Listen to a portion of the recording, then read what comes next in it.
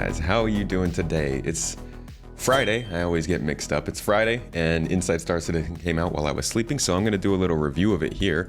We're going to go over what they're talking about. I'm going to provide some context. We'll chat a little bit about what's going on, what direction they're going in. It seems to be all about racing today, so it should be an interesting topic, and maybe they'll surprise us with something. Also, if you haven't already, make sure to check out my giveaway going on right now in the description down below. I'm giving away a 400i in about a week. It's got the Fortuna green paint, comes with a copy of Star Citizen, so if you're looking for a way to get in, you want a nice luxury explorer ship, check that out, get involved, and drop by the stream for a couple extra chances.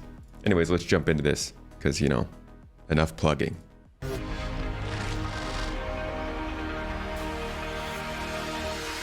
Racing I enjoy because I think deep down everyone enjoys going fast. That looked like it was about to be an exploded ship, right? Everyone enjoys going fast. They had to cut that. In some aspects. It's about the overtaking, you know, the racing that singular person. You get to follow them around and then you've got to work out a way to pass them. You make little adjustments, you go a little bit faster, you push it a little bit harder, a little bit more to get a little bit more speed. It's a very satisfying loop. In racing, it's a more controlled PvP environment, which is kind of like going to like pure peak performance of the player. Racing in Star Citizen, I think there's a very dedicated...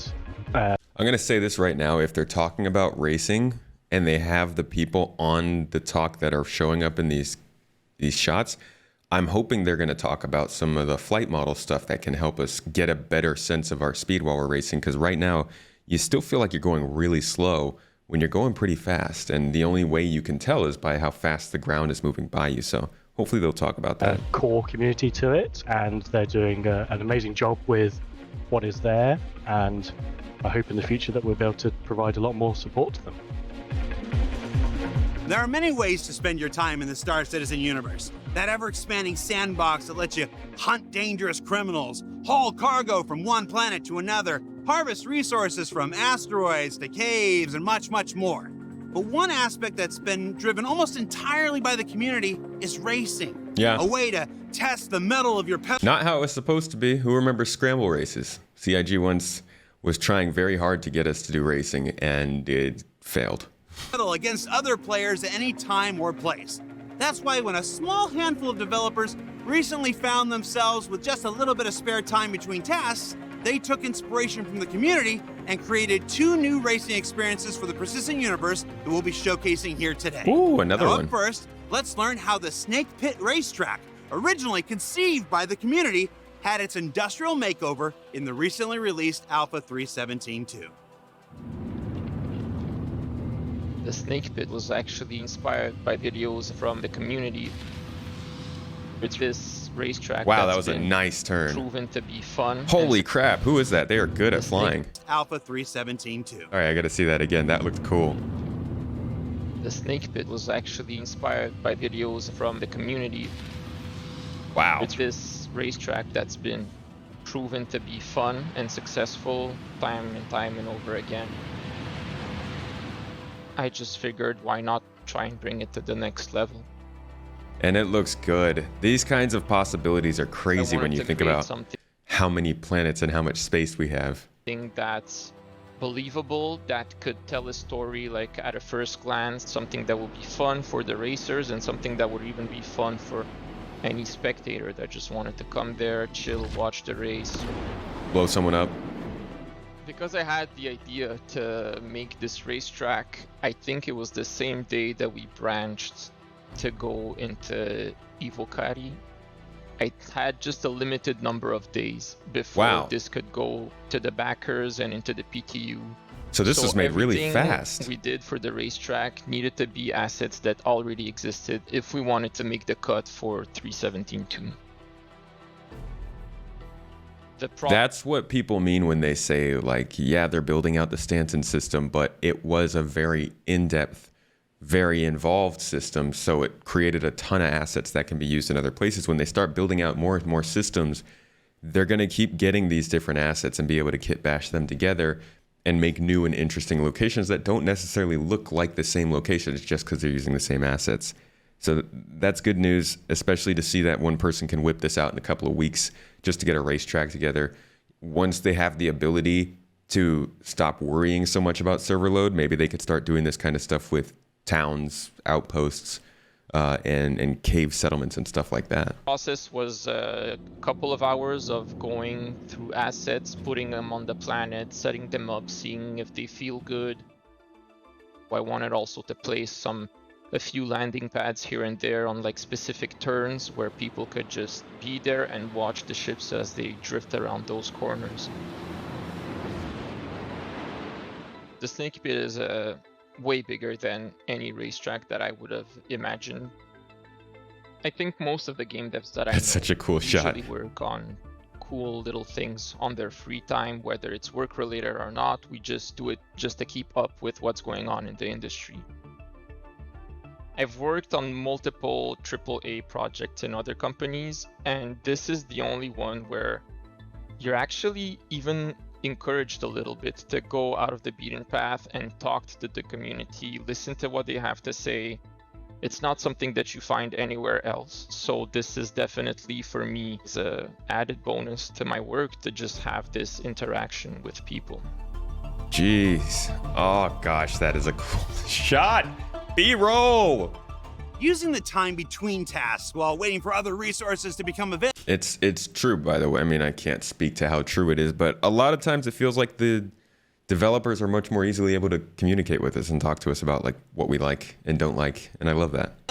And making fun things inspired by the players has led to a number of features, assets, and otherwise neat stuff making their way to the persistent universe over the years. And it just so happens that one of the next ones is making its way to you in the upcoming Alpha 3.18, and it features a different kind of racing experience. I'm digging the hoodie, Jared.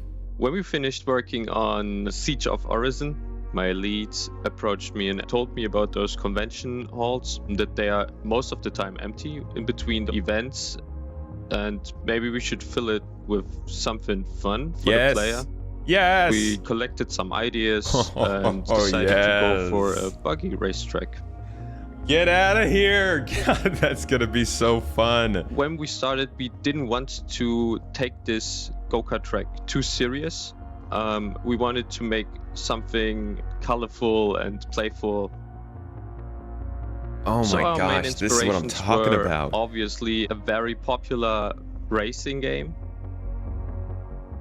We took also inspirations from laser tag, those blacklight paintball arenas, stuff like that. Wow, this is like, So this looks 3 great. weeks in total. I love the verticality. Look at that. There's 3 layers of racetrack right there in the well, I guess it's 2 layers, but it's like 3 layers of elevation all at one place like that. It's just like, what? When do you get this stuff? I love it. So I had 3 weeks in total to finish the whole racetrack. Look kinda from like the Clay first Thompson. idea to the final product. It was basically a one-man project. They keep saying that there's these one-man projects. I think that's something that I want to talk about because this is also something we were discussing with supporters a little bit recently. There are a lot of things that one person does in this game that vary in, I think, perceived importance and also impact into the game. One person works on 2 moons. One person works on a racetrack.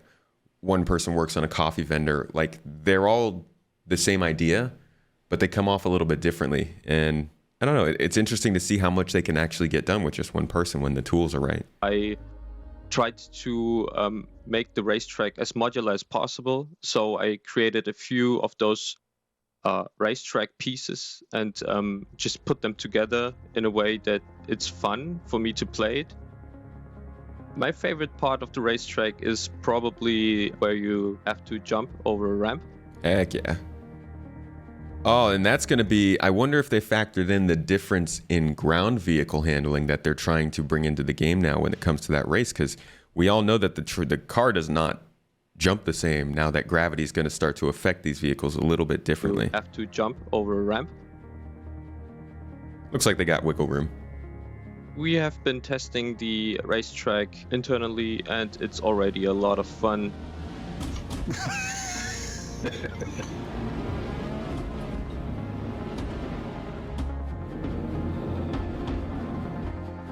the physics of the gray cats is something we are looking into, because we also had a loop-the-loop, but the gray cats were not fast enough to take it, so we had to cut it out. But in the future, we hope that we can put it in. A freaking loop. I love that Star Citizen's, if you read the lore, if you keep up with how the fiction forms, it's a super serious, super intense, very dark and disturbing fiction, to be honest. And they haven't really painted it that way since we've been in the game, which I'm okay with because the lore has taken a little while to pick up. But I like that they can still get a little bit crazy with these kinds of things out here randomly. I'm cool with that. I love it. Don't take yourself too seriously, but also, you know, give us that nice, deep, visceral experience at times. So what did we learn this week? Well, we learned that the staggered nature of video game development can often lead to fun little side projects by developers with big amounts of fun. He said staggered. That the team here continues to not just take feedback from the community, but inspiration for their work as well. And that racing is in the hearts of many of our developers, and we're always going to look for more ways to squeeze just a little more in here and there whenever we can.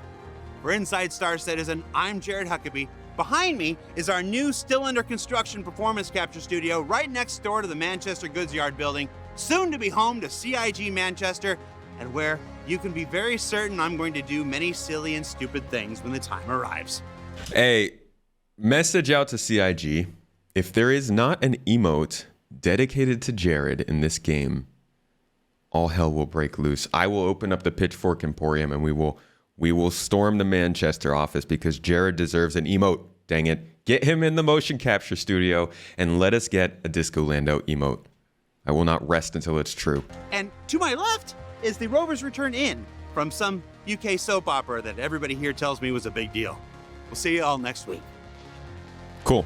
That was a light update. In terms of development, there really wasn't much to go on there, but we didn't even get to hear about any changes to any of the vehicles or anything. That's a bummer.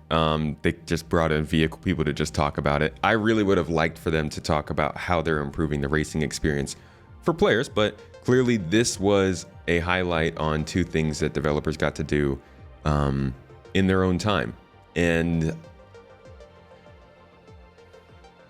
I mean, I want to say that I would prefer if this was done outside of Inside Star Citizen, since Inside Star Citizen is a very rare look into development, and there's a lot of development going on right now. But at the same time, this was a good inside look at how this development process is going. So I can't complain. In fact, I enjoy the highlight. I wish there was more, but I do like seeing these sorts of things, especially because it just goes to show how the development of this game is changing and how we're starting to see new small content drops because of, you know, the snowball effect of other tools and other teams getting done with some major projects and features.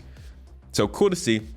Solid update. We'll wait for next week for something a little more development so focused, maybe a sprint report, but as always, I'll have you covered with the updates, and I am actually focusing on getting more news related videos out to this channel.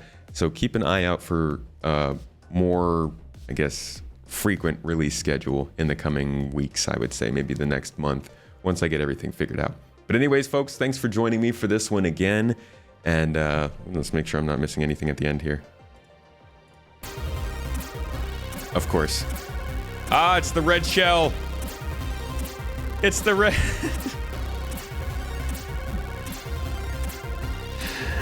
Oh my god. Please hit a car and blow it up. Please hit a car and blow it up. That's what I asked for. This is the entertainment we come here for. All right, you got to get that little extra at the end. Thank you, CIG. Anyways, folks, I'll see you all next week. Have a good one.